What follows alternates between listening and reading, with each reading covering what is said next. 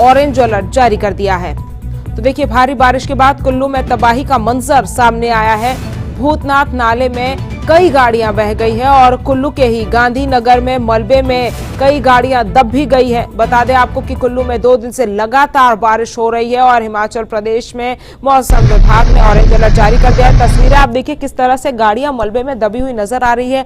Auto rickshaws भी जो है वो मलबे में दबे हुए नजर आ रहे हैं। ये अब भारी बारिश के बाद का मंजर आप देख सकते हैं और ये तबाही का मंजर आपकी टीवी स्क्रीन पर आप देखिए।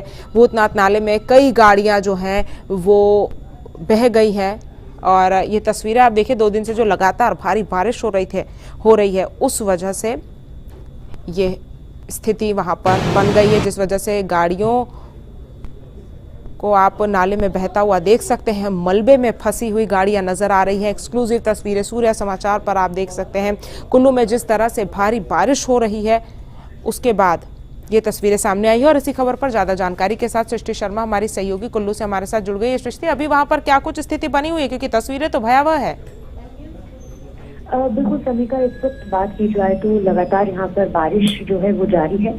ऐसे में क्योंकि नदी नाले भी उफान पर पहुंच चुके हैं और इस दौरान कई सारे सड़क मार्ग अवरुद्ध हो चुके हैं। मैं कुल्लू की अगर बात करूँ तो कुल्लू के शास्त्री नगर में नाले का पानी जो है वो सड़क पर पहुंच गया है और मलबे में कई सारे वाहन यहाँ पर जो है जो साइड पर पार्क थे वो मलबे की चपेट में आ चुके हैं, मलबे में ढक चुके हैं। इसके साथ साथ ही कुल्लू के सरवरी स्थित भूतनाथ में जो पार्किंग बनाई गई है वहां पर भी कई सारे वाहन पार्क थे और ऐसे में मलबे क्योंकि जिस तरीके से अब पानी जो नदी का पानी है वो बढ़ने लगा है और आसपास की झुग्गियों में भी जाने लगा है और इस दौरान कई सारे वाहन जो है वो इस पानी की चपेट में आते हुए नजर आ रहे हैं।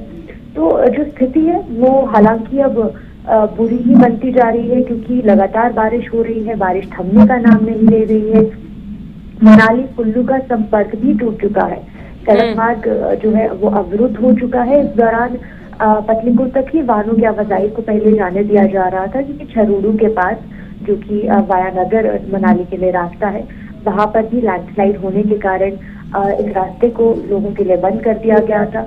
ऐसे में लोगों को कई सारी समस्याओं से आज जूझना पड़ रहा है। सड़कें बंद हैं और साथ ही क्योंकि बिजली आपूर्ति बाधित हो चुकी है और अंधेरे में कई सारे गांव डूब चुके हैं।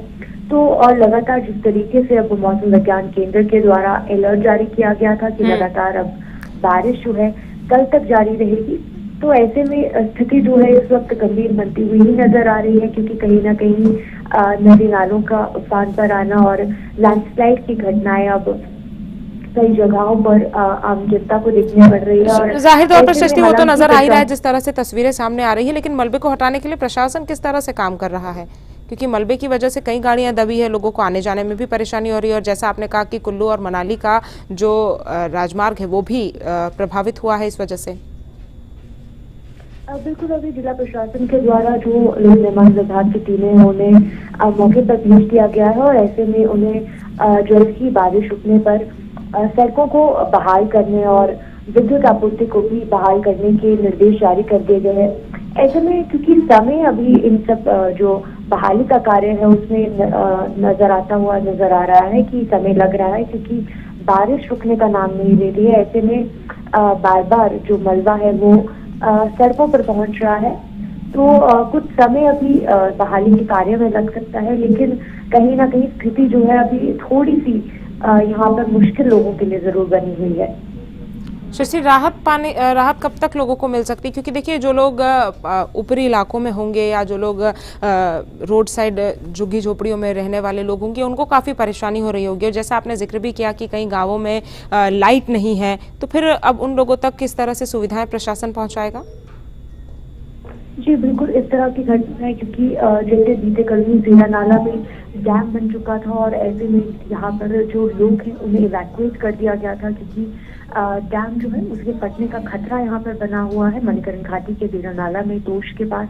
तो इस तरह से लोगों को इवैक्यूएट जरूर किया जा रहा है, अन्य स्थानों पर भेजा जा रहा है और लोगों की सुरक्षा के भी इंतजाम यहाँ पर प्रशासन द्वारा लगातार किए जा रहे हैं। लेकिन जिस तरीके से मौसम अभी बारिश यहाँ थमने का नाम नहीं ले रही है, तो कहीं ना कहीं जो राहत और बचाव कार्य है वो भी यहाँ पर थोड़ा धीमा होता हुआ नजर जरूर आ रहा है क्योंकि मनाली की अगर मैं बात करूं तो मनाली में 1.5 फुट से ज्यादा बर्फबारी हो चुकी है।